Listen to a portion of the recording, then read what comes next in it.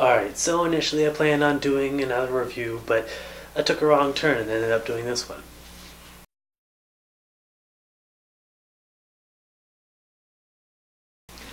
Alright, I apologize for that really corny intro.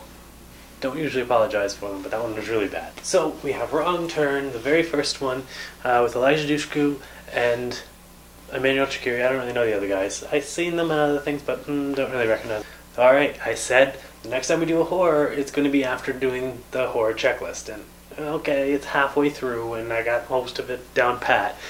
But this one I allowed to squeak out because it actually does a good job in obliterating what you would come to think is going to go into the horror checklist anyway. The horror checklist is basically your typical thing that's going to happen in every horror, what you could come to expect in every Jason movie, every Freddy movie, and those kind of movies.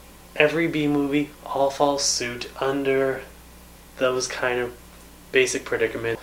This movie and this series, I like to think, at least the first couple, does a really good job. I'll go off on story first and then I'll touch more on other things. The story, basically, it's kind of summed up in the title. There's a guy who needs to go to a job interview, I think was his thing, and he takes a shortcut because there's a blockade on the highway, so he takes this wrong turn that ends up sending him down this path where these mountain men live, stuck up in the hills. So basically these people are murderers and ended up killing people and have done it for a really long time, and he just gets stuck in this kind of charade. So, like I mentioned, there's other people in this movie, and yes, he does run into some other people.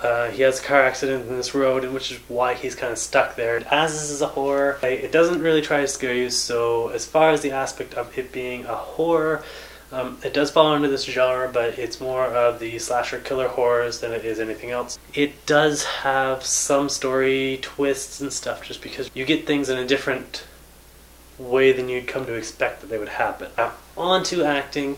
Elijah Dushku is our main actress here, and I don't think she was very popular back in the time when this really first came out, aside from her Buffy series. She does do a good job here though, so I can't say there's anything wrong there. Now, the only other one I really recognize is Emmanuel Chikiri, Canadian, so I have to recognize her. She does a really good job. Her role isn't as main or as focused as Elijah Dushku in this movie. I may be a little bit biased there, but you know, moving on, we won't touch on that. The thing I do have to critique though, if I have to pick on anything in this movie, is the look of the zombie, or I said zombies, the mountain men, because they look like zombies. I don't really understand the idea, what they're trying to do here, the look that they're giving off, and everything else. It's just, it's really tacky. Maybe I was supposed to laugh at it, I kind of did, but I don't know if I was supposed to. And that thought, I'm thinking, why didn't they go the Texas Chainsaw Massacre kind of person as opposed to just going the zombie route? And when I say zombie route, they literally make noises and sound like zombies, move like zombies, and for all other intents and purposes, get stabbed and attacked like zombies. Rating, and I'm excited for this one because it may be a first in a really long time that I'm going to give a good rating. 3.5 left turns out of possible 5 on the next review.